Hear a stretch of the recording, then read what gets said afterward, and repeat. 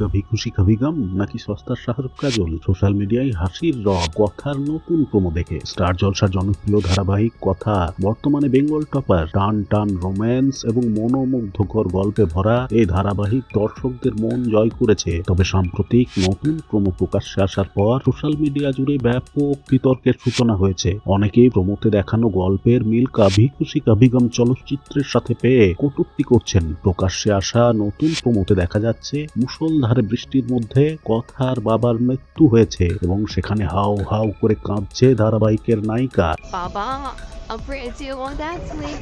সেই সময় অগ্নিভ এসে দাঁড়ায় এবং বলে, একদিন আমি তোর ভাত কাপড়ের দায়িত্ব নিতে অস্বীকার করেছিলাম, কিন্তু আজ স্বেচ্ছায় আমি সেই দায়িত্ব নিলাম।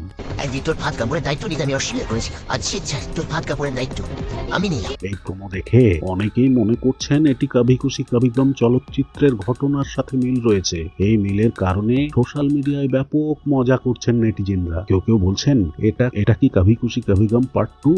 আবার কেউ কেউ সাহেবকে সস্তার শাহরুখ খান এবং সুস্মিতাকে সস্তার কাজল বলে অভিহিত করছেন। তবে কিছু দর্শক মনে করছেন গল্পের মিল থাকলেও কথা ধারাবাহিকের নিজস্ব গল্প রয়েছে। তারা মনে করেন দর্শকদের ধারাবাহিকটি দেখার জন্য অপেক্ষা করা উচিত, ভুলভাল মন্তব্য না করে। আচ্ছা, প্রোমোটি দেখে কি মনে করছেন আমাদের কমেন্ট করে অবশ্যই জানাবেন। কিন্তু ধন্যবাদ, ভালো থাকবেন, আবার দেখা হচ্ছে পরের একটি ভিডিওতে।